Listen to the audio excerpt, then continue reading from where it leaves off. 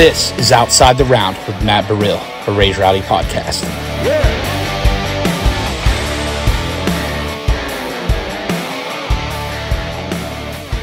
My man, Mr. Redferrin. What's going on, brother? How's your Monday going? Monday's been good. I tore my shoulder up last weekend. The hell you do to tear up your shoulder? I just been working out a little bit, and honestly, I didn't do it working out, but afterwards I was just kind of throwing my shirt back and my shoulder popped out. So I don't know. I'm feeling like I'm getting old. This must be all the motocross probably. How old are you? 31. 31. Okay, so Yeah, that's not too old. That's not too bad for a man. And all 31 years been living here in Middle Tennessee. On and off. I mean, it's always been home, but I've spent some time other places for sure. Like where? Well, I worked for a motocross magazine in Kansas City. So I lived in Kansas on and off for 3 years, and then spent some time in Minnesota, spent some time in Kentucky, kind of just wherever the dreams took me, wherever I had opportunity, honestly. That's cool. So motocross magazine? Were you like a writer? Were you doing photos? Were you doing video? Or started off as a photographer, and then they learned I could write. So then that turned into me doing interviews and writing articles. And that's sick. Ended up being editor there for 2 years, which was crazy. Oh, shit, dude. See, Yeah, that's kind of my background, too. I started out in this.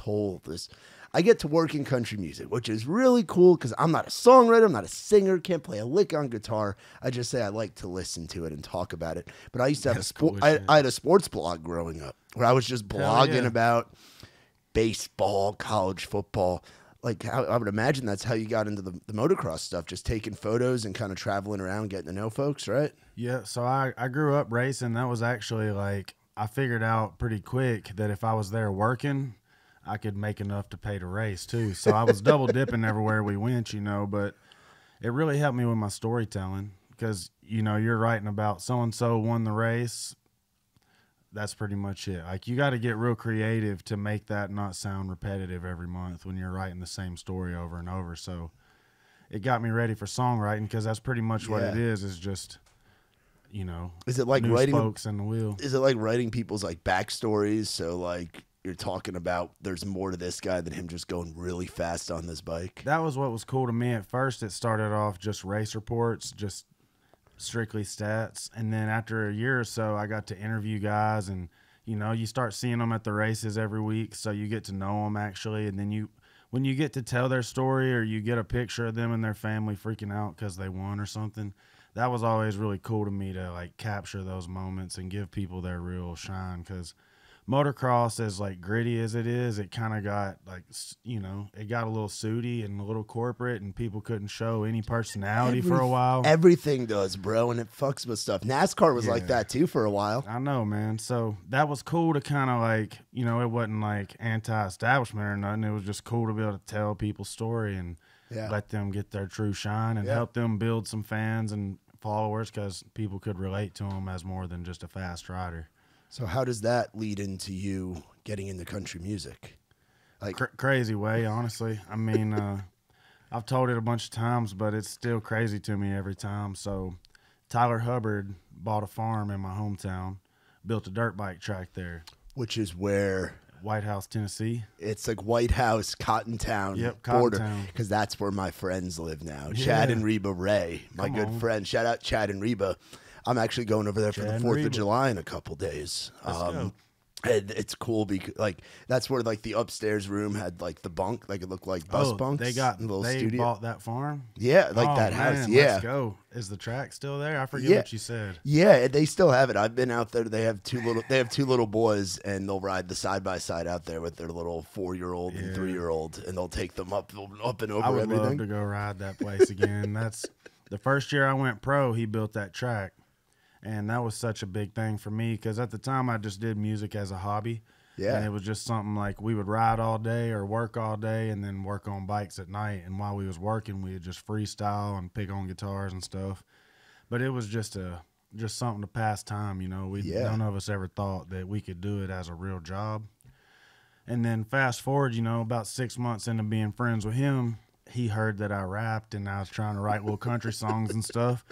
So everybody was real surprised, but he just encouraged me a lot, told me to send him stuff. And after, about a year of that, him and Brian signed me to Tree Vibes, and that kind of you know, I thought if you were in a band, like I figured Aldine just met all his bandmates in Georgia and brought them up here once they got on, you know. Which some guys are like that. For sure. But not always. But I didn't know there was thousands of players and writers and producers 45 minutes south. So I was like, well, that's too big of a dream for White House, you know. And then he was like, no, man, people do this every day, 45 minutes south. So yeah, that was really cool for him to open my eyes to that, because otherwise I'd probably still be trying to ride dirt bikes and doing construction, which those were the good old days. I mean, I love what we do now, but that was fun. Because we didn't know where we was going or how the next race or the next day was going to get paid for. We was just kind of winging it, and it was stressful, but it was a lot of fun. That's awesome, man. Because I was going to ask, like, being a Robertson Sumner, like being a like you're a Nashville native, but you're a Middle Tennessean. There's a difference between like a Nashville native and a Middle Tennessean. I'd say so, yeah. I grew up a little slower. Until I was 5, we lived Nashville, Old Hickory, like kind of out this way. And just, you know, my sister was like 10 years older than me, so she was 15, 16 growing up here. And my parents just wanted us to grow up a little slower. So they took us up there, and I think that was good for me, probably because I got to come down here and get it in doses. You know, we go to a concert or we go to a Sounds game. But other than that, it was just a little too far to ever come and, like, try to do anything wild. So it was just a whole nother world to me when I come down here. Yeah, your bar was White House Pizza Pub. We didn't even have that then. Oh, really? No, what was old school White House like? I mean, we had... What was along 31? Was two Mexican restaurants, 3 barbecue places, not even a Walmart till like about time I graduated, you know. So like it was pretty slow there for a long time. It was cool. That's awesome. I miss old White House.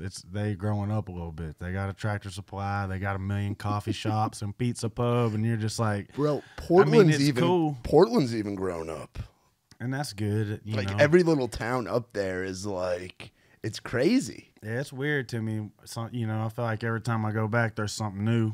But if you go far enough out, it still looks like it used to. So yeah, it's still home, you know. Still where my sister and my dad and everybody live. So I go back up there as much as I'm home. Do you guys have a landscaping business by chance? No, I used to. Because I saw a Redferrin landscaping truck, or like a Where Redferrin at? sign Up there? up there. Yeah. Maybe Redferrin or something. Oh, it said like it was spelled just like your last name. Well, that's crazy. I got to check into it. I was like, unless my dad's been cutting grass on the low, I don't know. So what were the old school like Tree Vibes days like? Because that was kind of revolutionary times with the sound of country music changing, what Tyler and BK were doing, and they were one of the first like crews to bring the writers out in a bus, and you guys getting to explore the world without playing shows, but just getting to be a part of that rocket ship. It was awesome. As a songwriter, usually writers just go in the 16th Ave, write songs, or go out to somebody's farm, write songs. They don't get to experience the touring, go see all these places, get to watch the show and see the songs that they're creating. But by being a Tree, like you guys were knee deep with all of that touring and stuff. Yeah, it was huge for me. I mean, it definitely transformed the way I wrote songs and look at songs. You know, the first run, it was them, Dan and Shay, Morgan, Russell Dickerson or something, and they was just changing people out all the time. But you got to watch every person's set, see the songs people sang, dance to, see the songs people go buy beer to. And then you figure out, well, we need to write more of those, less of those.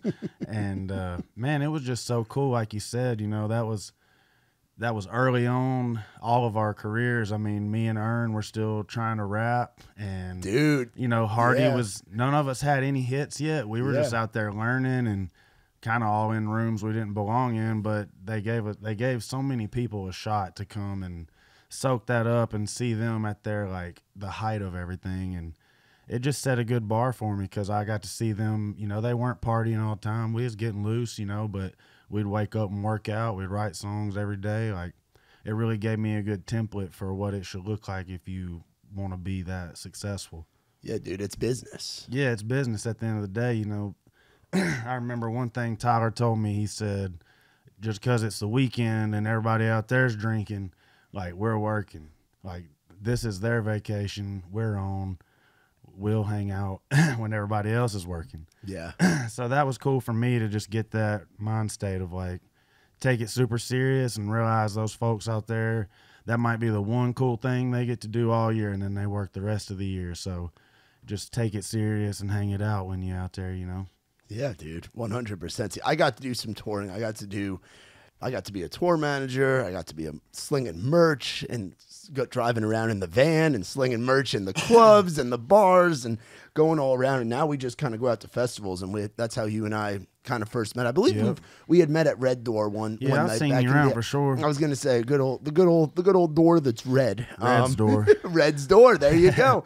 What was your favorite part when you was on that side of it? Would you say? I mean, I enjoyed like getting the traveling was really cool, because at the time I was just a single dude, 24, 25. Like, it was fun. And then the most touring that I got to do, I'm really good buddies with Trey Lewis, and I ended up being his tour manager during all the Dick Down in Dallas shit. And we were the only people touring during COVID, because can't really cancel the Dick Down in Dallas guy. So we were just going out to Texas. We were going to Texas and Florida and Alabama like every weekend, and it was just chaos during COVID. But we were 10 deep in a 4350, and I was driving that sucker with the trailer and just the chaos of that. It was fun, man. You know, it was cool. For sure, man. Now we go out to festivals, and that's kind of how you and I got to know each other a little bit. Was good old Tailgate and Tall Boys, bro. Yeah, shout out Tailgate and Tall Boys. That was probably the biggest one I've done, maybe period. That was cool. They're wild out there. Iowa's a different breed. Yeah, I like the Midwest, though. I got a thing for it for some reason. Yeah, it's country as hell for the most part. It's country as hell, and it's good people out there. Like, they're a lot of fun. They buy the merch. The hospitality out there was cool too, where they had that pool. They had that pool in the back, and they went all out for that one. That was cool. I hope I get to come back. They was really kind to us, and like I said, the fans there was dope too. I don't know. I didn't really know how much people up that way had heard any of the tunes, so it was cool. The entire world's heard Jack and Diet Coke, man. Come on. you have a hit now, bro, that you're singing on. Man. You're not just writing them anymore. That's special, man. Yeah, what's that feel like to have a song that people are singing back to you? Man, it's super validating. I think traditionally, you know, when you're trying to get cuts, people want to cut the best songs. They don't want the B songs, or they don't want the down the middle ones. They want the shit with heart on it, or that sounds the best. So I felt like sometimes I would keep songs for myself that I really love, but it maybe wasn't the A+. It was just like something that I connected to. So to finally put one out and it connect with my name on it, I mean, it's cool, and it's me and my buddies that wrote it. It ain't big Nashville names yet. So it's just cool to, man, like I said, I put a lot of them out that I believed in, but they just never caught, or the algorithm didn't catch them, or whatever. That, you know, COVID slowed us down. There's just a million things, but it felt really good to just a year later, you know, see it going off the way it is and see people singing one back to you. Most of the time, it feels really good. Yeah, dude, and like you said, that doesn't have like the big Nashville names, but when you were starting out, riding around in a damn bus, enjoying God's green earth, hanging out with, at the time, Michael Hardy and Ernest K, and guys that weren't household Nashville names that T-Hub and BK were bringing along. And that's what you get to do now, working with people that aren't necessarily the big Nashville names coming out, and you get to create with them and be like, hey man, come out and check this. Let's get a song. And you never know what's gonna stick, but the melody of that, bro. And I remember the content for that, bro. You couldn't scroll damn Instagram and not see that. See that video of you singing, man. You got a good team. Well, honestly, I didn't know what I was doing with it. I'd posted a bunch on all the other songs, and they'd just get a couple hundred views, and then one day I posted that one, and I woke up the next morning and it had like 250,000. And I had a friend say he saw a video that on TikTok that said like how to get 1,000 followers in 2 weeks, post every day. And I was like, well, that's sure easy. Let's try. And then I posted every day for 2 weeks, and they kept performing really well, like the first one.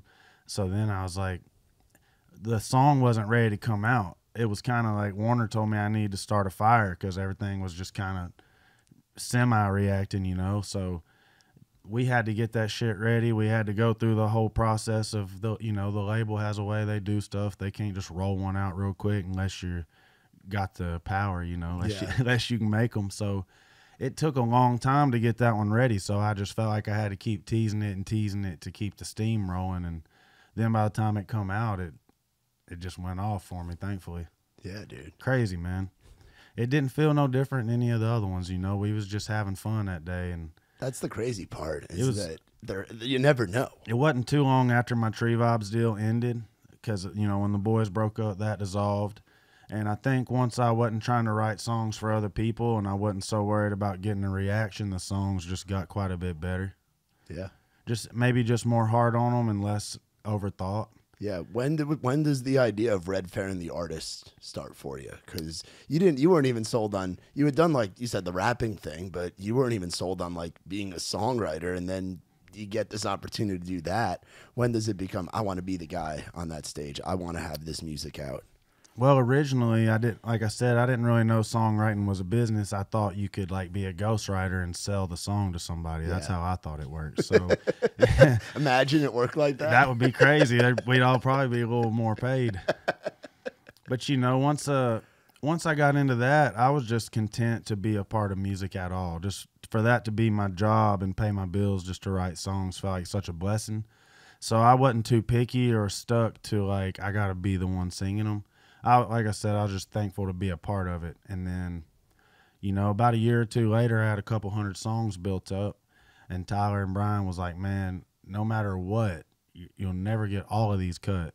And something they made me do early on to learn how to sing better was, even if it was their song, I had to sing a version of the demo too. Oh, nice. And it just taught me how to sing. And then we had a fat pile of songs, and they're like, man, these are kind of cool. Maybe you should cut some. And they opened around here, and then they approached Warner, and that just kind of brought the idea back up. You know, it's something I always wanted to do, but I just tabled it because I just wanted to be in there any way I could on any side of it. So I think it was a dream that kind of went away, and then once it come back, I was all in on it. So here we are. I ain't pitched no songs in a year or two.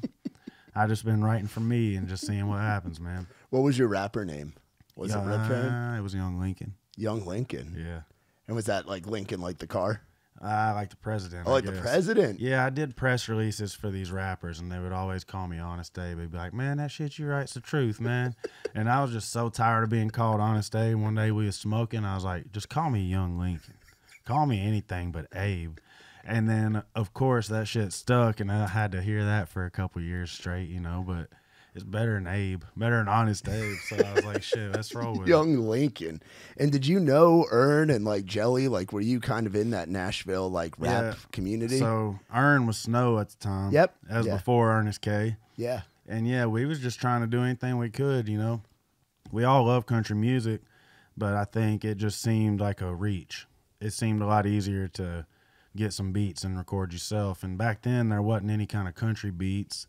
There wasn't no kind of guitar beats, so you were just super limited, like trying to find something. The closest would be like some California surfer feeling stuff, you know? So it was just singing on anything you could at the time. That's cool. Yeah. That's really cool, dude. I bet a lot of people don't know like the rap. Like did you ever like was there like a Nashville like battle rap scene, or like what does the rap scene look like in Nashville? I don't think there was ever anything like that. I wasn't hip to it anyways, but there was a lot of really awesome producers and a lot of people from Clarksville and Dixon and like surrounding places, Antioch, wherever, that would all come, and it was a cool culture for a while. There used to be a lot more clubs that played hip hop music. And so do you know Cliffy D?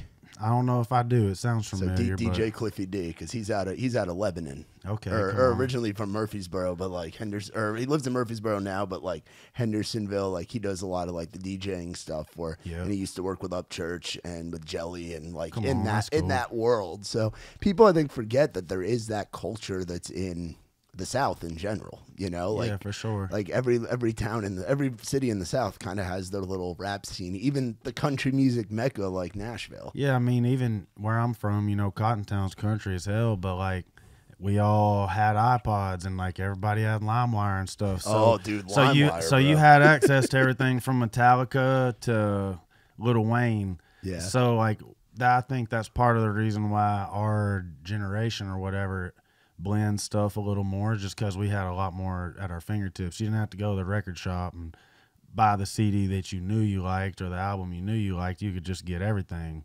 You could stream it or whatever, download it. So it was just so much more accessible. We listened to it all. So it didn't really feel too weird to me, you know, because we was country, but we still related to it. Especially like, I think good rap and good country was just good storytelling. That's what always drew me to it. So absolutely, dude. Yeah, for sure. Absolutely, man. That's dope. That's really cool. How do you deal with a lot of? Have you had to deal with like a lot of people saying like, "Man, that ain't country"? In the past, yeah, a little less now, but yeah, especially like 3 years ago. But it's like everybody wasn't putting trap hats and 808s on stuff. But it's like, hey, listen to you talk. It's like, man, this dude's they're like, that's a fake draw on that song. You don't really sing that way. I'm like, brother, like I've always talked this way. Yeah. When I first started recording with Crowder, him and Tyler would make me do like 50 takes. They'd be like, you can't say our, you got to say our. Nobody knows what an hour is. I said, you say hour? Yeah, but when we sing, we say hour. And I'm like, I don't. So I fought that for a while because it was just like a little too straight, a little too white bread for me. It was just, I don't talk that way. So if I sing that fake, like clean stuff, and then people hear me talk, they'd probably wonder why you don't sing country like you talk. So, you know, some of it's a little slang sounding, but that's really just the way I talk. Yeah, what's some good? Because I'm from New York, as you can probably hear from my voice. I'm starting to get more of a Southern. I've been here for coming up on 6 years now, so it's starting to like. I used the word "fixin'" today, and my girlfriend was like, "See, you're getting it. Like you're starting to talk a little country." What's some like country slang that you try to mix in there? Oh, country slang. I mean, I say I reckon a lot. Might could, might would. Might could, might would. Know, I say maybe too, but might could's a good one. Yeah. I'm trying to think of what all they grill me about, man. I got plenty of good ones. I'll have to think on that. Ask anybody that knows me, though. I'm full of them. They just leak out. They're like, what the hell did you just say?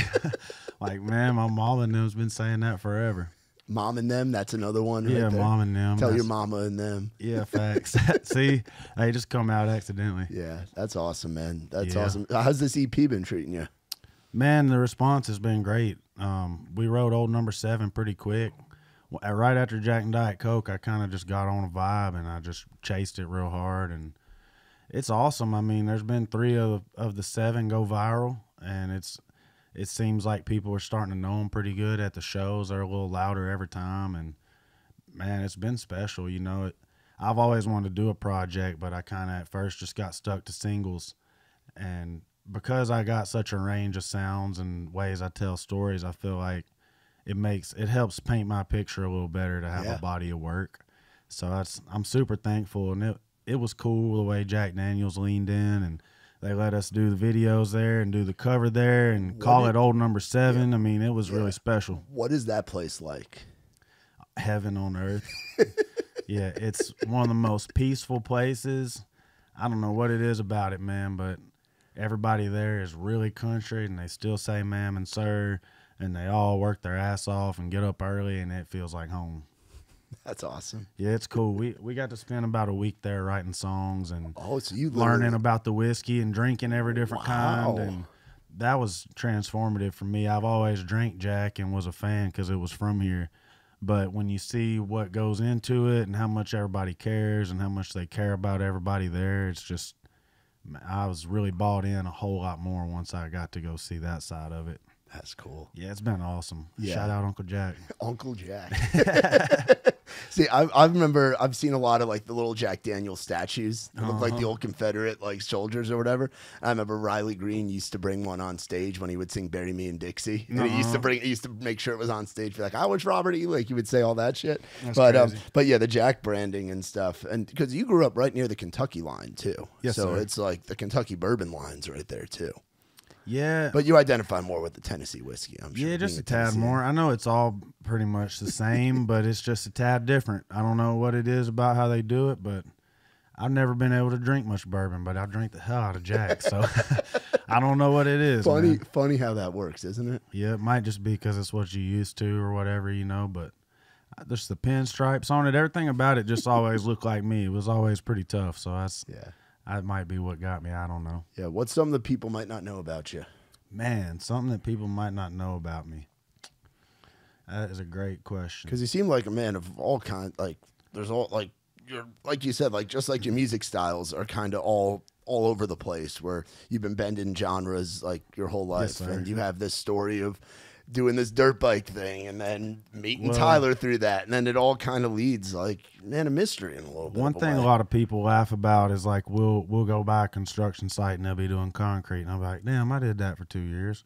And then we'll pass another, oh well, I run a dozer for 1.5 years. Oh well, I did that, and there ain't many labor jobs I ain't done.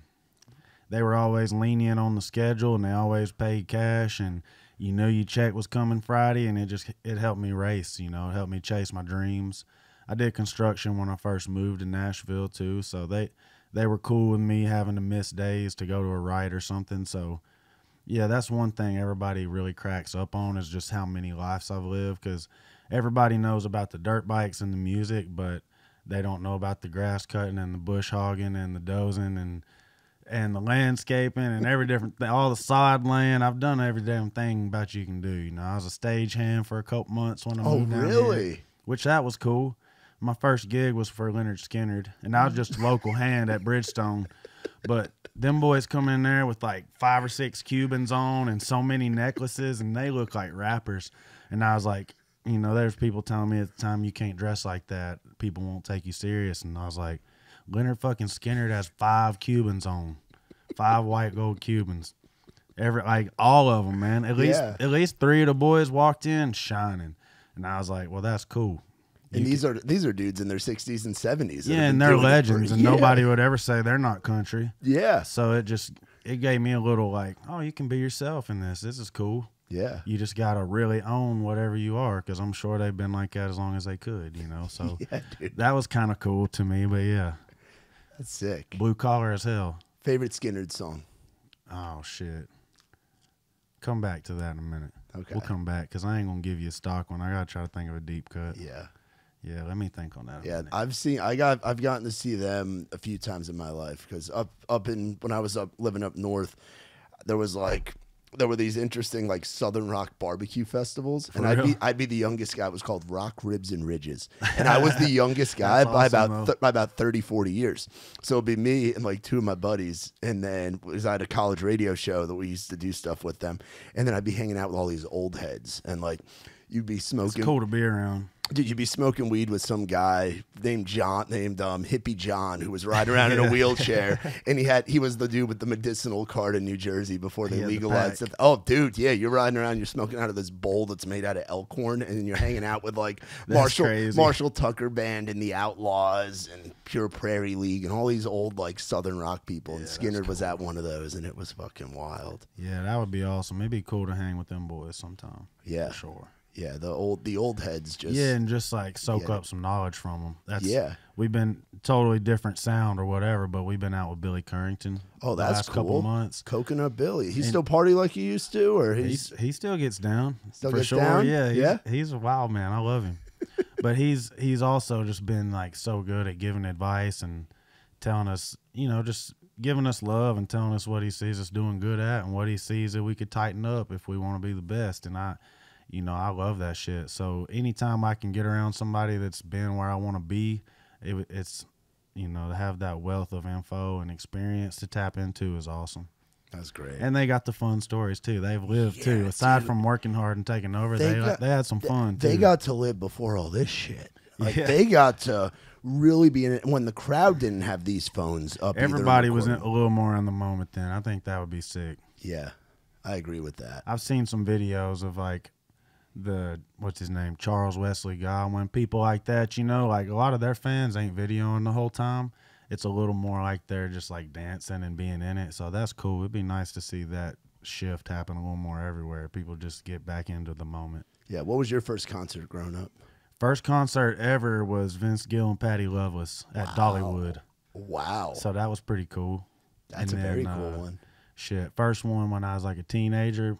It's some rock and roll or some kind of like punk rock band at Rocket Town, Oh, nice. I was trying to do BMX and skateboard or something too when I was young, so we was always up at the skate park, and anything that drove my dad crazy I listened to, so he didn't like all that screaming shit. That's what he said. They're just screaming. You can't hear what they're saying.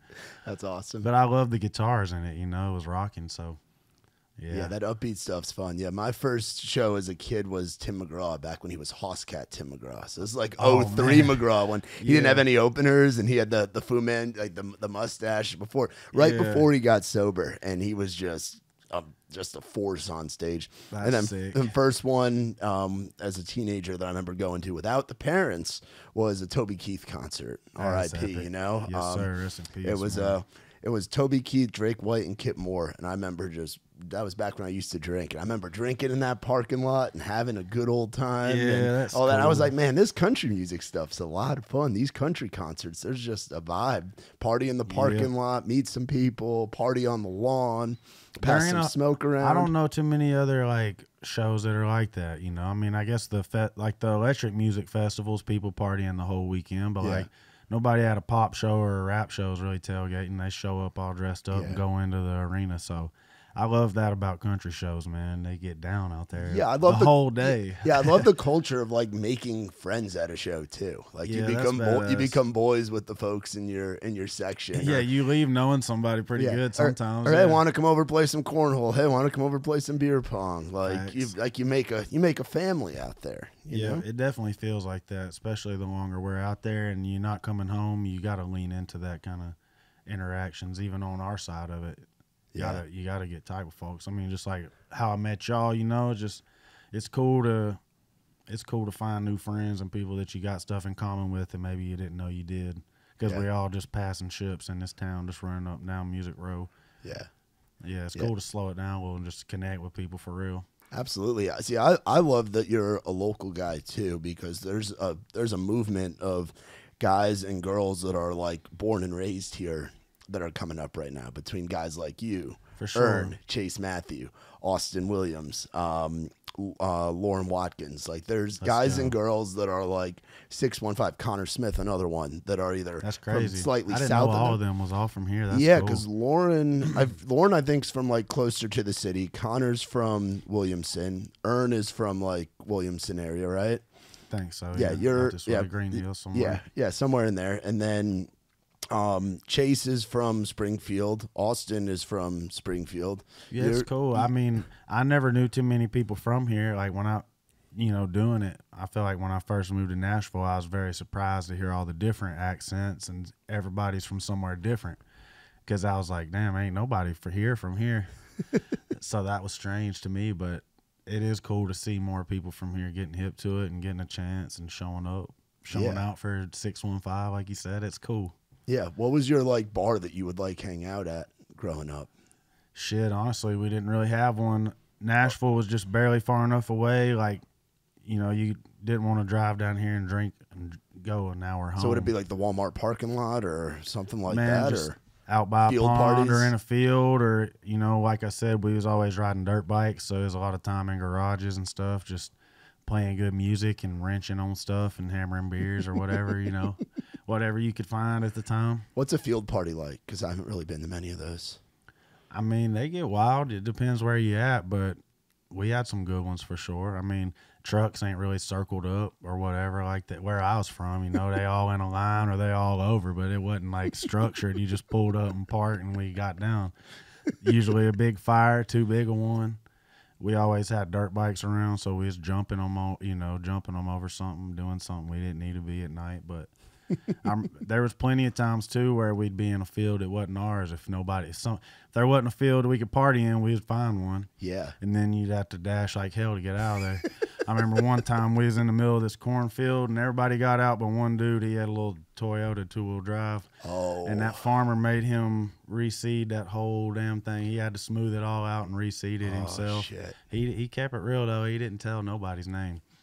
But we couldn't go help him neither because it had just been, dead giveaway. So, yeah, shout out. Oh, boy, we'll keep him nameless. But he, it was fun.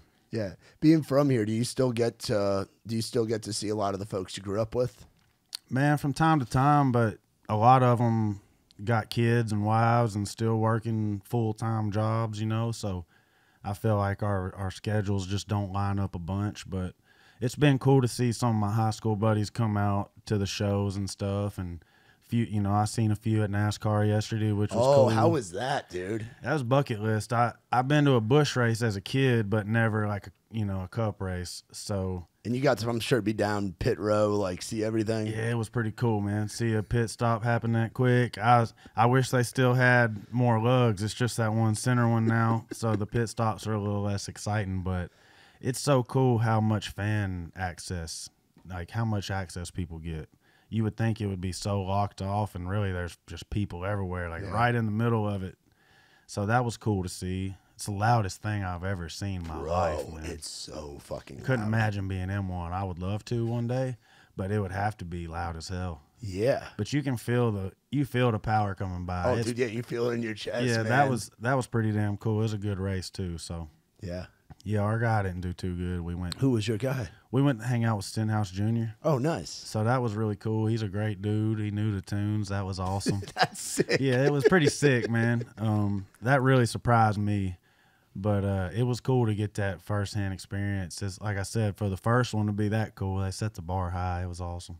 That's really cool. Did you grow up going to a lot of NASCAR races, or were you more with the bikes? Well, I was definitely focused on dirt bikes personally, but we had a racetrack called Highland Rim.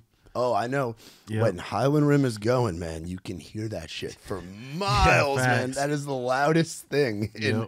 That's Robertson County, right? Yes, sir. Kind of Greenbrier area. Yeah. Highland Ridge, whatever. Highland Rim. But yeah, we would go up there and watch, and then there was a drag strip in Goodlettsville, Union Hill. So, I had a lot of buddies that had fast cars. We'd go watch them. So that was fun, but it was just a little too expensive for us to get into. We could hardly afford a dirt bike, so to build a car like that wasn't nothing we could think about. My dad grew up drag racing and stuff, so he liked it. That's cool. It would have been cool for us to do it, but we had fun watching. Yeah, dude. And Highland Rim is one of those places where people are ripping cigs. People have the cooler of beer. Yeah, what a guy said yesterday at NASCAR? He said, "You know about Highland Rim?" I said, "Yes, sir." He said, "Let me tell you something about it. People go there to fight, and then a race breaks out." I was like, "Yeah, you're pretty right." Yeah, I'm sure you've seen some stuff up there. Yeah, they're racing for nothing other than like the top couple guys. There's a few dudes I think that come through there that probably race NASCAR. For the most part, it was just good old boys, just living. Something to do on a Friday or Saturday night. Yeah, 100%. That's fun, man. Yeah, that's cool, man. So what do we have as far as the rest of this year? Like, what do we have for? I know you did obviously like tailgating Tall Boys. Oh, the show here in Nashville that you did. Was that Exit In, right? Exit In, yes, sir. What was that like, seeing your name on a historic building like that? Man, it was pretty crazy. My dad's reaction to seeing our name on the little sign out front was the coolest thing, because he was just like, he had been there to see shows throughout the years and stuff, and he's just like, I can't believe our last name's up there. And then he come inside and the banner's hung up, and he's like, I've never seen our last name that big before. That's crazy. So his reaction and my sister's reaction was priceless to me. But to see that many people show up, I didn't have a clue how many tickets I could sell. I didn't know how many folks would show up. I just really just took a leap of faith, and we didn't have an opener or nothing, just because I really wanted to prove to the team and, CAA and Warner, like, I can sell this many tickets. Like, nobody else come in and sold 200 of them. I really wanted everybody to buy in a little bit more. So it was a big risk everybody took, I feel like, because it was a little premature. But thankfully, folks really showed up for me. It meant a lot. It was cool as shit, man. Yeah. Yeah, that's top 3 for me forever. I'll never forget that. Yeah, there's something special about doing a thing like that, especially in Nashville. It is tough to sell tickets because you have music. You can go see a band play or a writer's round or something at no cost. All you're doing is paying for the beer or the parking, but pretty much tough. the best of every genre comes here, and all the best of country. Like, everybody comes here, so it's hard to cut through the noise here in town, you know what I mean? So that was special, man. They really showed out. And it gave me some confidence I needed to just keep pushing forward and just keep hanging it out and seeing what happens, man. Yeah. And now you talk about your team. So I know your booking agent very well. Yes, sir. Andrew. Mark and Andrew are the Mark and Andrew. Andrew's my boy, dude. I've known Andrew since he first got to town. I think that's how we got this set up. He reached out. Yeah. So Andrew's been a good friend of mine since he first got here, and it's funny. So and also a connection with Will with Pittsburgh. Yeah. So my business partner Nikki T, who's the founder of Raised Rowdy, he's originally from Pittsburgh, so Raised Rowdy started in Pittsburgh. That's crazy. And Nick, his day job was working in logistics for a company that was owned by Andrew's dad. What a small world, man. That's crazy. So we got to know Andrew because Andrew's dad reached out to Nick. Was like, hey, my kid's moving to Nashville. He's starting this entry-level job at the CAA place, all that.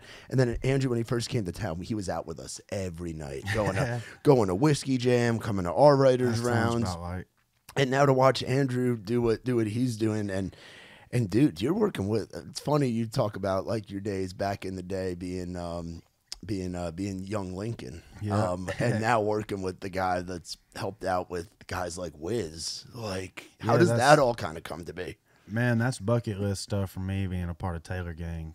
You know, when I very first ever, like, most of the time it was just me and my buddies, but like the first times I ever let anybody hear me try to sing or rap was over like Wiz beats, Mac Miller beats. I always wanted to be Taylor Gang. Their day-to-day videos were so raw and real. They didn't pretty nothing up. Ahead of its time, too. Yeah, very, man. And it was just always inspiring to me. It still is. But, you know, fast forward 10 years or so, and I met Chevy Woods. He was Wiz's best friend. They wrote a lot of songs together. And he wanted to come down and write country music. He'd been listening and doing it on his own for a couple years. And I was looking for a manager at the time because Jack was just starting to go, and I really wanted to capitalize on that, and I knew I needed somebody to help. And we wrote about 8 songs in a week that he was here, and he just told Will, man, you need to holler at this dude. And they had just got a little extra room because Wiz toured a little less this year, and all the rest of their artists are established, so they just gave me a chance, man. Which is wild, bro. He was like, I don't know anything about country, but I know how to do what you need, and I'll meet anybody, and I'll put the hours and the time in if you do. And we just, you know, we hung out a couple times. I went to a Wiz and a Snoop show. And what was that like? That was dope, man. Where was it? Raleigh, North Carolina, I believe. Dude, I love Raleigh. That's a cool city to be in. It's a cool city, a cool amphitheater, and there's a big pond behind it. So we taught Wiz's son how to fish. I mean, it was really cool memories, but I mean, I think they was kind of putting me to the test. We was just smoking our back out. And then at the end of the night, they was like, all right, you're a good hang. We can do this. Yeah. Yeah, bro. So much of it. It was so cool to smoke one with Wiz, though. And the only song of mine he knew is one that hadn't come out that I wrote with Chevy. And he's like, hey, man, that shit's tough. And I was like, you know something I wrote? That was bucket list shit for me to smoke one, hang with Wiz, and him actually, like, whatever. Like I said, think you're kind of dope. It just gives you a little more confidence that something you're doing is right, you know, made me want to lean in. Yeah. And seeing Snoop Dogg walk through there, man, it was like seeing a ghost or seeing an alien, man. It's just like, damn, he's real.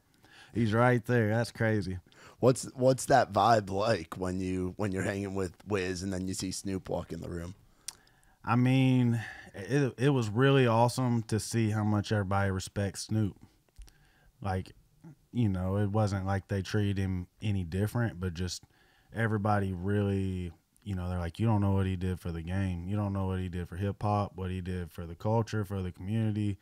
Like, Snoop is the man all the way around. And just to hear all these people who are established and have their own name too, like, talk him up like that, it was like, yeah, he's way more than just smoke. He's way more than just a cool, swaggy guy, like, smart businessman, kind dude. You know, it was just cool to see all them boys because, like I said, we looked up to them, and they made a lot of records we smoked and drank too. So, dude. So the soundtrack to your life, in a way, like to a portion of your life. Yeah, 100%. So it just felt really full circle to get to link up with Taylor Gang because I never thought that would happen. Surely not through country music, you know. So got a couple records with Wiz now too. Hopefully y'all hear this year. Dude, that's awesome. So that's bucket list thing. Even if nobody hears it, just to have one for me is really cool. Yeah, dude. I'm sure that, like, you don't, it's not something you think about every day because you don't in the moment, you know, but you got to be a part of with the Tree Vibe stuff and kind of a change in the genre, like, expanding. You know, I wouldn't even say that that people say, oh, country lost its roots when FGL came out. It's like, no, it expanded. it For got to sure. the point where you had a duo that I was at the concert where they sold out Madison Square Garden on a fucking Tuesday. You know, like it brought it into this light. You wouldn't have guys doing what they're doing right now on the scale that they're doing if you didn't have FGL kind of kick the door down by bringing in a different sound. Definitely. So you got to be a part of that, and now you just said you have songs that could be coming out with a generational guy like Wiz Khalifa.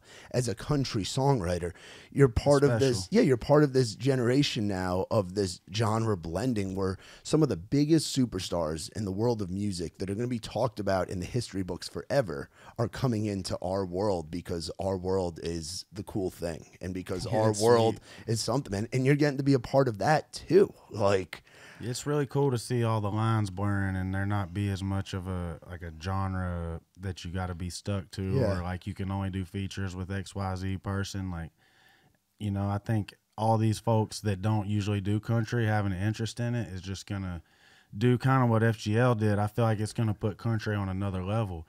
And even if in 2 years, you know, something else will be pop, it won't be country that's the most popular, but it's still gonna be as big as they help us build it in the next 2 years. Bro, so good it's music. just going to help so many more cultures come together, so many more good records happen that you never thought could, and sounds that you never thought you would hear. So it's pretty exciting to be a part of. I mean, I love the old country. I think the heyday, you know, 90s would have been so sick. But you said your first concert was freaking Vince Gill and Patty Loveless. You have that in you, and just because you're creating something that's this genre blending of styles, you still have appreciation for the old shit, whether that's old stuff 100%. in country, old stuff in rap, old stuff in R&B, old stuff in rock. Like, when I first got my deal with Tree Vibes, I mean, I know my sound's way different than Alan Jackson, but I told him I want to write songs like he did, even if they don't sound like him. So I was writing with Mark Irwin, and I was trying to get with Stegall, and I was asking Alan if he would write with me. I was sending him songs.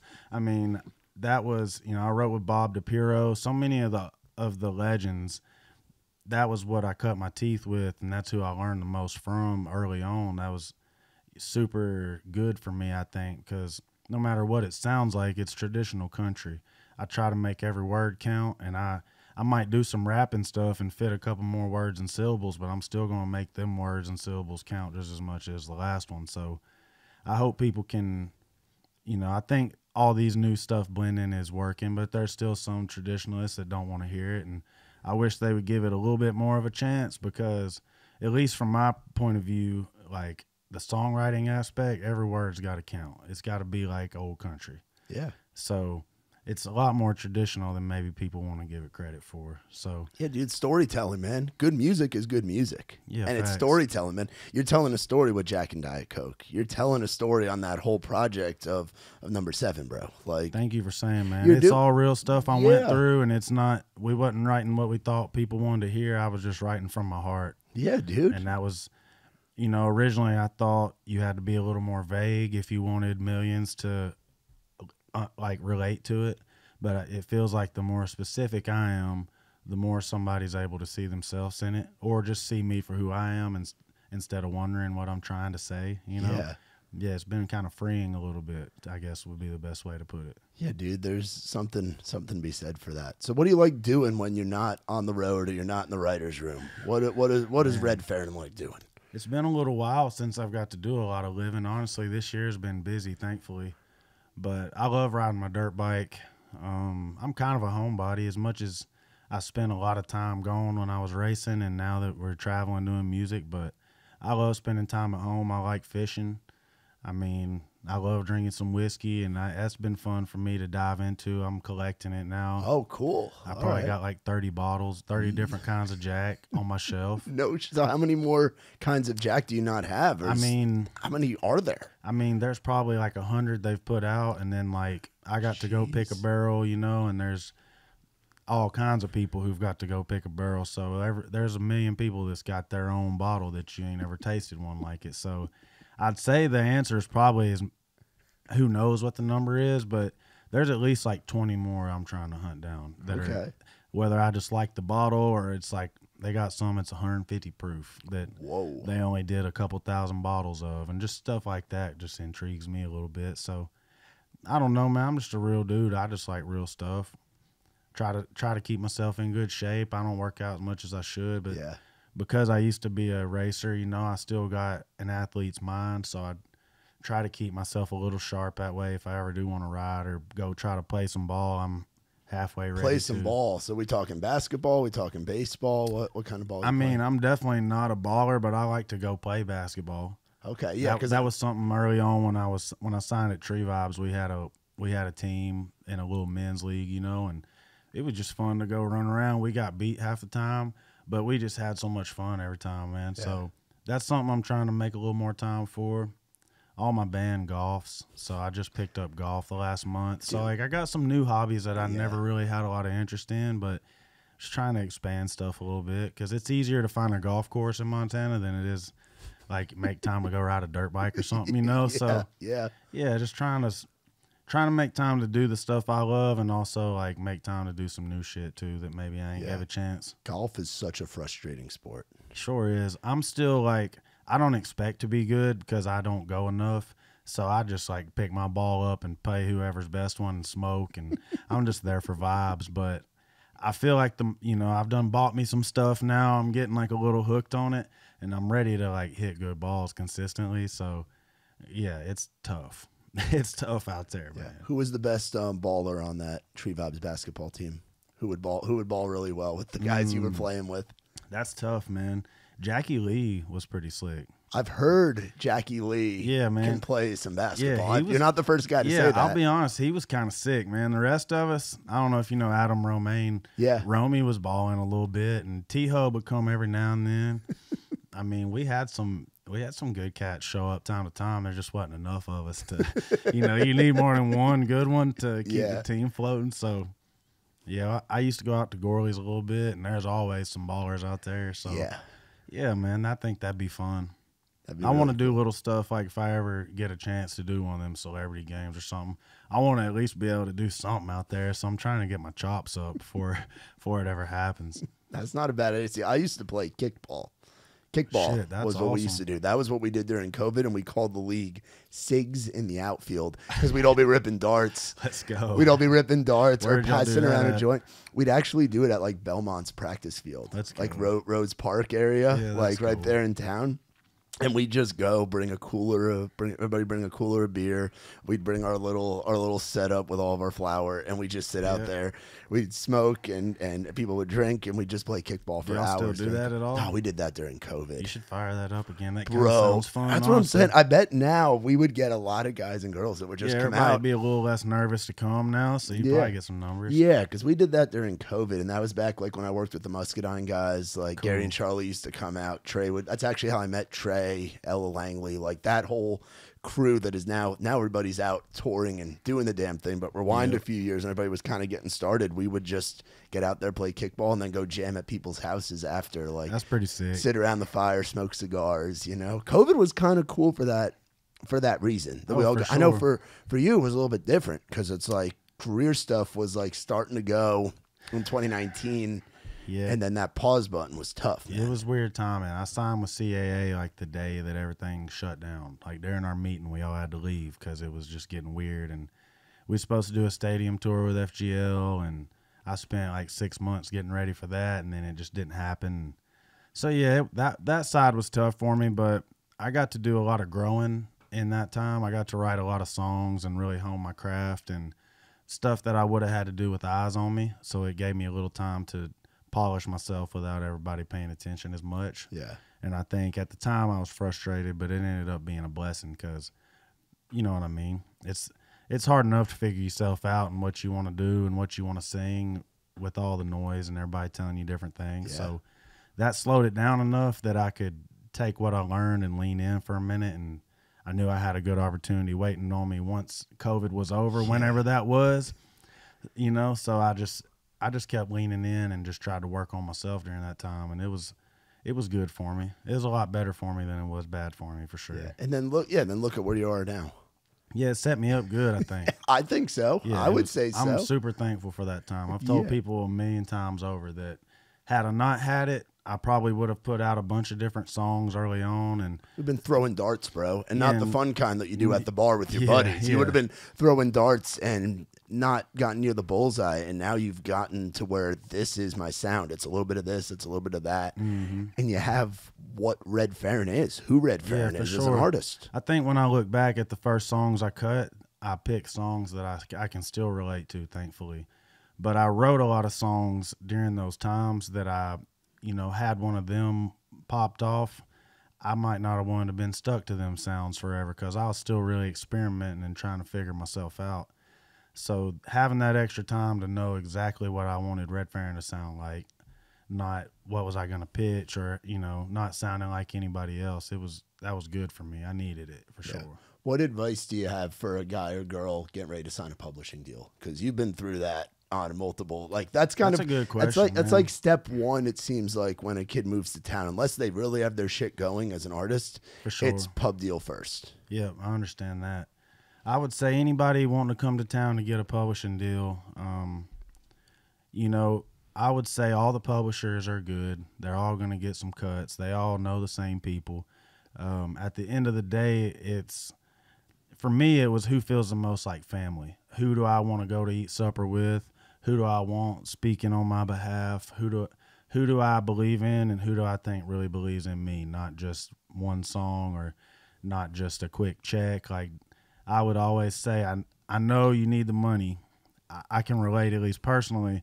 I needed a check bad, but holding out for a while and not signing the first thing I come across did me real good because I would have missed out on a lot of opportunities that were for me, that really set me up good on the back end. So family first is what I always say. Just find people is going to be your biggest champion, and the songs will get there somehow. If it's a good song, they'll get it there somehow. Amen, dude. Because that's a question that I get asked. I'm just like, guys, I've been on Music Row for Raise Rowdy related things, like cool things that we've gotten to do with different partners. But I'm not people ask me and Nikki that stuff all the time, and it's like I don't know. I'm not a writer. I haven't gone through it. Like, how many different deals have you been through now in your years of doing this? Honestly, I've only been signed to Tree Vibes. I got really fortunate. When I first came to town, they mentored me and helped me for a year, and then once they seen what I could do, they signed me, and I was there about 4 years, and then that ended last March. And I've just been writing for myself since then. I got Warner behind me on the record deal side. So, I got a good network of folks I've met the last 7 years. Made a lot of good relationships, thankfully. And anybody that I don't have reached to, usually if Warner reaches out and says, hey, Red wants to write, when the label says it, people have a little more faith in getting a cut. So I've still been able to keep a good schedule and write when I want to and need to, and I haven't really noticed it slowing down too much. So I really just had that one deal and had to bet on myself. I missed the draw for a while and I had to burn through a lot of savings to pay the bills. But I think on the back end it was definitely worth it because now I own, my EP is all me and isn't that nice? And everything else that's coming, So it just feels good to know you can do it on your own because then you can pick a team that is as passionate as you. You don't have to rely on them to start your fire. You kind of already have a little steam. And another big thing that was cool for me through this whole process was a lot of my cuts did have Tyler and Brian, or it did have somebody else on there. And a lot of people, it for me, it's never really been about credit, but a lot of folks kind of was like, oh, of course it's a hit. They were on there. So to be able to just pour into myself and do my own schedule and produce my own songs and write them and just really get to touch everything, I think it's been good for me to show people what I'm capable of so that when I do start pitching songs again, maybe some of these other people have a tad more faith in writing with me or something, some of them bigger guys that are hard to get a hold of. Yeah, it's been sweet, man. So interesting route, interesting journey. I know a lot of people go through a lot of different ones, but I learned a lot at Tree Vibes and I've met a ton of really sweet, passionate people. At this point, I'm really trying to bet on myself. I don't want to give songs away right now. I feel like I need a couple number ones of my own. And then I'd say folks will want one even worse than maybe right now. So that's, I feel like wherever you put the energy, that's where everything goes. So I'm just kind of Amen, bro. Let the songwriting be something I do to fuel my art, and then I'll get back to the rest later. Yeah, dude. And I'd say betting on yourself is a good bet because it's been working. Thank you for saying it. Really that, has, dude. Thank you. It really has. What do we have coming up as far as like shows and stuff? I'm gonna look it up. Yeah, so check we know it out too. for sure. Let's I know we're going to Canada next week. Oh, First that's time in exciting. Canada. Have you been international before? So we went to London, Germany, Amsterdam, the Rotterdam. C2C thing. What was that like for you overseas, that bro? was life changing, honestly. That's sick. I just got a passport a couple months before that. I never left the country. I have a passport, and I'm from a place where you could travel anywhere. Like, not Pretty saying easy, Nashville. yeah. I'm from New York, but I've never left the country. Man, I'm you fucking got to. 29 years old. I've never left the country. Canada's like 7 hours north. I waited 31 years, man. I feel you. But it was good for me. I mean, I've always been pretty laid back, but like I remember the first train station we went to, there wasn't an English button on the ticket thing. I couldn't find it. It was just French, Dutch, or German. And all my boys got through the gate just fine, and I couldn't get the machine to work. I was so frustrated, pissed, thinking we was going to miss the train, and we did. Yeah. But then like 6 minutes later, another one comes, and I just realized like, oh, the little shit that you worry about most of the time don't really matter. Yeah. So that was one of the biggest things for me. I just laid back over there. I had to try food I didn't know nothing about, and I couldn't speak their language to get the pickles off of it or whatever, you know? So you just like, you got to soak it up and take it in. Yeah. And it was crazy for people in Germany to know the songs or people in London to sing the songs back. It blew my mind. Isn't it crazy how universal music is, bro? It's especially right now, man, with Spotify and Apple and everything, Amazon. And I think everything's a click away, no matter where you're at in the world. So if they get the same hot country playlist we get. So if you're fortunate enough to make it on one, you got a good chance for folks to find you right now. Oh, so you got some festivals in Canada, dude. Cavendish, our boy Sawyer is with Country Liberty. You're gonna have to holler at him. Yeah, he's up there at the Cavendish Festival. Oh, you're doing Moonshine Beach, bro. Yeah, that Cali run's going to be fun. I heard those are pretty sweet. Have you been out there before? Have you been out to Moonshine Beach or Moonshine Flats yet? Sure ain't. I went out there years ago when I was in college. This crazy guy named Keith said that I was going to help tour manage an artist out of Nashville. And I was just this kid at college radio doing whatever. And I convinced my professors to give me, like, excuse me from class to go out and help. And we weren't tour managing nothing. I just went with this guy from New York that had a boatload of money, and we were just hanging out. And I could tell that the guy was annoying the artists in the band that we were with. So I was like, guys, I'm just with this guy. I promise I'm chill. And it was cool. But Moonshine Beach is dope. There's a lot of people there every night of the week. They love country music. Oh, dude, it's a party. I mean, the label comes to the local shows, but they don't go out of town much. But there's a lot of people going to that one. So it must be a fun one, or else they wouldn't be going. And you're right by La Jolla Beach, one of the most beautiful. I'm an East Coast guy, but I'll give credit to the West Coast when it's due. Yeah. That beach out there, La Jolla Beach out just a little bit north of there, fucking beautiful. Well, we got some days off. We'll have to slide up there. I've never been. Sold out show, House of Blues Anaheim. That's insane. That's selling out shows in L.A. Yeah, it blows my mind. I mean, I think the dirt bike community helps with that a lot. Yeah. But it's a blessing, man. They've been really kind to us. California's been some of our coolest shows, man. Dude, and then going to Dirty Myrtle, bro. Yeah. One of my favorites. You been to the Boathouse before? No, sir, never have. It's gonna be good. At Load-In which you're not. You're loading in. Like, what's your band structure and everything look like? Got a drummer and tracks. Okay, so you're gonna be fine. Yeah, so we slide in, bro, with the loading in. So it's like the venue's like here, and then there's like the inlet behind, and then the stage backs up to the inlet. So you're like looking up. It's like a little mini amphitheater, but it's a bar, and it's like a green grass, and like the bar's up on the hill, and then the stage is like a little landing pad, bro. That's pretty so sick, loading in a bunch of gear there could be a pain in the ass. Pain in the ass. You're just rolling drums and tracks, dog. You're gonna be set. And Myrtle Beach knows how to party. The landing at the Boathouse is fucking sick. I love going there.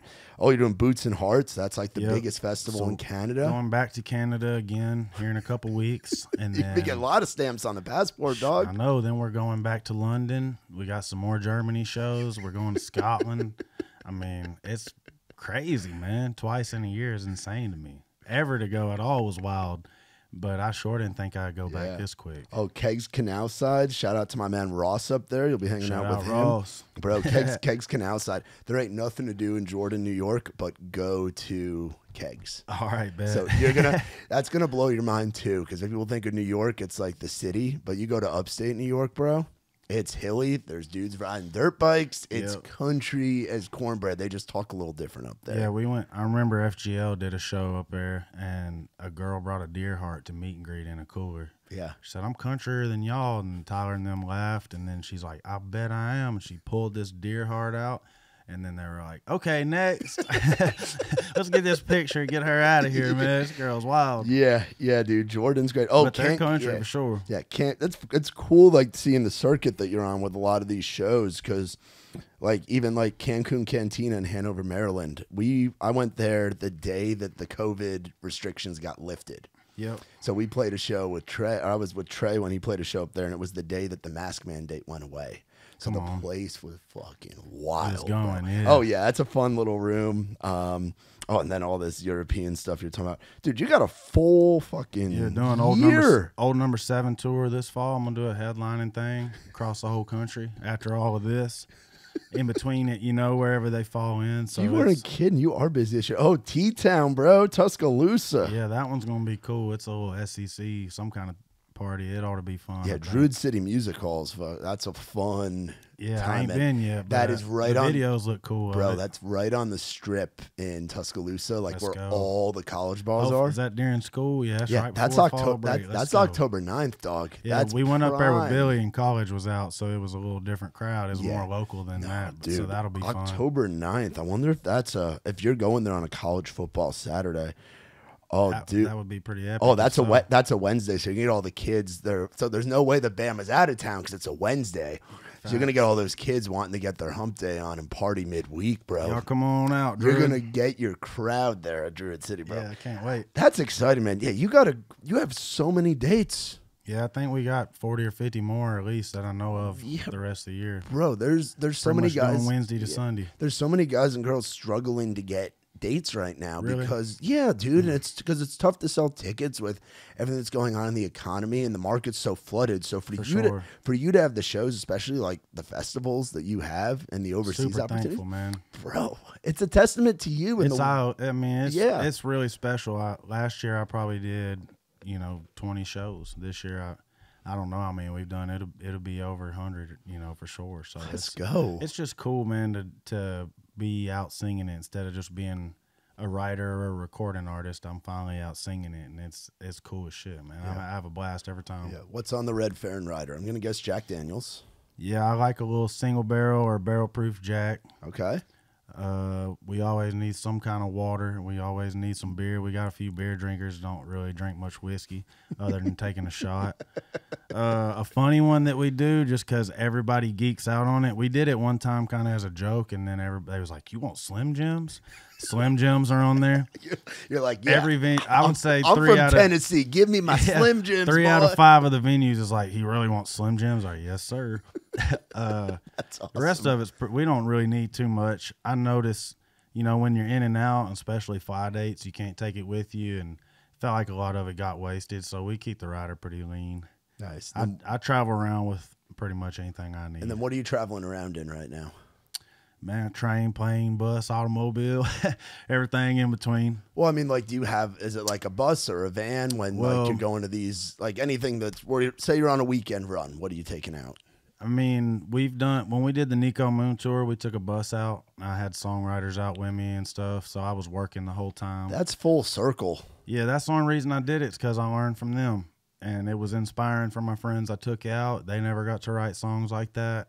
And we ended up with real good songs, for this next EP. Dude, that's got to be a very fulfilling moment to take out your own, to be out on a bus and be like, what are we going to do with these extra bunks? Because you're traveling light, which is very smart, by the way, to travel with a drummer and tracks. And then I got, 8 more bunks I can fit riders in. Yeah, and a photographer. Who'd you bring out with you? Do you remember? The 720 boys, Jared Ingram, Blake Hubbard. I took Cooper Bascom out. He wrote Loser for Nothing with me. Hell yeah. And then my boy Jake Shoggy, we did Jack and Diet Coke, and we co-produced the EP together. He cuts all my vocals for me. So I just brought all my best friends out and let them have some cool experiences. And it was fun for me to have my boys out there. But We got a lot that are like, we'll be in California one day and then New York the next. So it's a lot of fly dates right now. So we're just, you know, we'll pick up a Sprinter wherever we go or a Tahoe, and, you know, it's a little bit of everything. So it's kind of been cool. It keeps it fresh.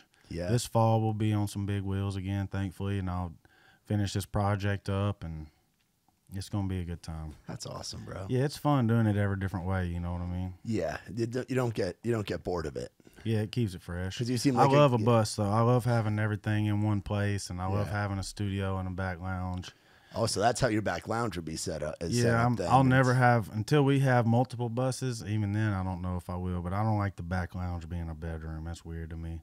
It needs to be a studio or a hang spot or a smoke spot. Yeah, a studio that's also a hang spot, that's also a smoke spot. Yeah, The you know three what I for mean, yeah. one. Yeah. Sometimes I've like, been on those. Sometimes people don't want to be fogged out, so you need the front lounge for people to rest and be comfortable. And then the back can be whatever it is. But that's how I like to do it, and that's how Tree Vibes Bus was, and I had a lot of fun, and everybody else had a lot of fun. So I'm just trying to keep it fresh and cool like that, you know. How have the bus drivers been? Big Jim was the man. Big Jim. Yeah, Jimbo. We had the same dude for the whole summer and spring that we was working with. Wild man. Eat black beans straight out of a can, no spoon or nothing, just turn them up. But he kept that motherfucker right between the lines. He never swerved. He knew there was weed in there, so he was going 65 and a 70, you know. Yeah. He was the man. I love a good bus driver because I've dealt with Nothing like it, man. I've had a guy named Bobby Lee, who we took a run up when Trey was out on the Kid Rock tour. We brought some writers out and did the bus thing. And Bobby, we got up to our first fuel stop, and I noticed there was a piece of paper taped over the tag. And I was like, Bobby Lee, what are you doing? And we're going through the Northeast. He's like, man, I don't pay no tolls. I was like, all right, Bobby Lee. He's like, there's the right way, the wrong way, and the Bobby Lee way. That's and we do it crazy. the Bobby Lee way. Then there was another guy named Cookie who used to eat all these damn paydays and have to pull over and go to the bathroom. That's crazy. You meet all the bus drivers, man. They're built different. That's facts. Big Jim sounds great, though. Yeah, Jimbo was the man. He never had you rolling around in your bunk. It was smooth That's the great, whole man, time. because when you fall out of a bunk, that's a moment you never forget. Yeah, or if you're scared the whole time, you Yeah, can't, if you just you hold can't it up. sleep. Your feet are against the wall, you know. Especially you smoke something that ends up not working the best with you, and you're like, you're in that headspace, and you're in that You're in bunk. that little dark box, and you're just like, man, what's going on up there?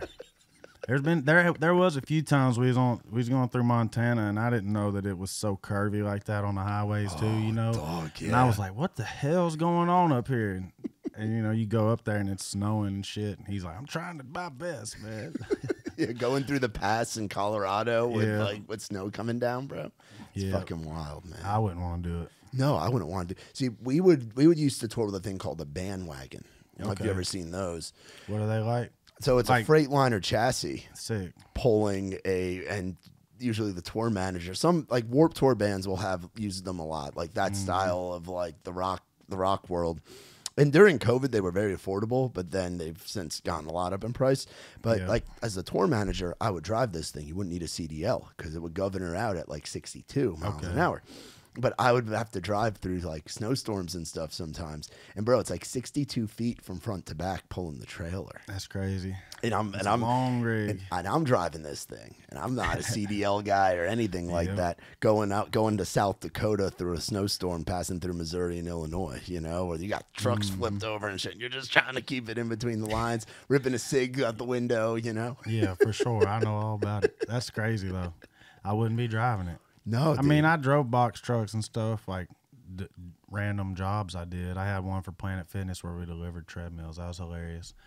So I drove that truck. It was probably 20 or 30 feet, though. It sure wasn't 60, you know what I mean? It was a big rig for me, but... Yeah, 60 feet with like 8 bunks in it. So you have people like, your boys are trying to sleep as you're driving. Yeah, and you're trying to keep it straight, Yeah. in the wind and the snow and everything. Oh, dude. It's something else. They used to give me so much hell, bro. You're like, hey, y'all come up here and try. And I was the tour manager, so I'm already getting hell. That's part of what the tour manager does, you know? That's awesome. Yeah, it's wild stuff. So this year, you're on the road a shit ton. Yes, sir. You got number 7 out. You were talking about next project. Yep. Been working hard on one. I mean, like I said, we wrote all the songs different places. So I got one called As Long as There's a Bar that we wrote in London. I got, Chase My Whiskey we wrote out in California. Like Good Morning Montana, I wrote in Montana. Like everything we was just living, we wrote about it, you know. So it's a cool pack. There's still some that sound like old Number 7, and then there's some where I just branched out and tried some shit I ain't done in a while, or some stuff I wanted to do that I ain't got to yet. So I love where it's headed right now. It's cool. I don't know when it's coming for sure. I'm going to try to do 7 or 10 songs or something, you know. Sick. I want to pack it out pretty good. Yeah, dude. I want them to count. I feel like old Number 7, I probably started with 20 and I chiseled it down to 7. And I just want to make sure that it's songs that hit as good as it did, because they got a lot of heart on them, and I love how they sound. And most important thing, I love how they are live. They're fun to sing. So just trying to make sure this next pack measures up to that. But it's exciting, man. Hopefully have one on the radio for too long. Yeah. That's going to be really cool. So we're just working right now, man. To hear the big 98 say, "This is whatever" by Redferrin. It's gonna be a big moment. Have you had that? But did Jack and Diet Coke ever go? Or well, not officially. A lot of stations picked it up on their own, thankfully. That's cool. And XM played the hell out of it for us, man. The Highway was great. Shout out to Highway, man. They were really sweet to me. We had 2 songs going at once. They was playing Miss Summer and Jack. It was pretty crazy. So can't wait to have another one on there soon and see how that goes. But shit, we're just having fun with it, man. It's just been a good time right now. Like I said, getting to write stuff without any pressure and go sing it without much pressure other than just giving them what they paid for, you know. That's awesome, man. Well, dude, I appreciate you coming all the way out here. Yeah, dude, of course. Thanks. This was fun. Hanging, man, and happy to have you as a part of the Raised Rowdy family, because you were definitely raised on the rowdy side. I was definitely raised rowdy for sure, yeah. My mama raised me right, but my dad raised me rowdy. That's a T-shirt right there. We're gonna have to do that for the Redferrin. We have to do a let's Redferrin Raised Rowdy collab. Yeah, do a Mossy Oak one with that on there. That'd be dude, hard. That'd be sick. That'd be really cool, man. Well, shout out to Redferrin for coming on. Y'all be sure to check out old Number 7. The EP's out right now. And if you are anywhere in the world, not just in the United States, but anywhere in the world, Redferrin is probably coming to your town or your country. So get on Redferrin.com. Yeah, Redferrin.com. Your last name's all my socials are just at Redferrin. There's not too many Redferrins, so it's pretty easy to nab up. That's so cool, dude. Keep it consistent, man. Hell yeah, man. Thank you for having me. Shout out Raised Rowdy. Dude, cool. Thank you for coming on. We're going to send you home with some of these surf sides. I got a selection of hats for you to pick out. Got a little coffee tumbler from Orca. And we got some shirts for you too. Thank you, bro. We'll get you all decked out. Gotta get that Stars and Stripes. I'm gonna be in Canada on the 4th. That's the most un-American thing ever. I'm gonna let them know, though. Yes, please. Yeah, I gotta let them know. And dude, I'll actually snag that right now. Yeah, might as well show them about it. This one right here, it says freedom, freedom, and country music. We're like, it's our 4 favorite things: freedom, and country music. On the 4th, that's gonna be perfect, bro. That'd be because you're in fucking Canada. Yeah, on the 4th. Sure, damn are, bro. I'm gonna let them know though. I got a lot of pride, but I don't wear a lot of American flag gear. But I'm gonna garb up for that trip. They're gonna know. They'll hear me talk and know where I'm from, but I'm gonna definitely let them know. That's awesome, yeah, dog. Man, thank you. That's hard. Hell yeah, man. Well, y'all be sure to check out our boy Redferrin. Thank you guys as always for watching, listening. For more on us, visit raisedrowdy.com. Be sure to tell your mama and them to subscribe, watch this shit on YouTube. Check it out, Apple, Spotify, wherever you get your podcasts. So for my man Redferrin, I'm Matt Burrill. This has been Outside the Round. Come on.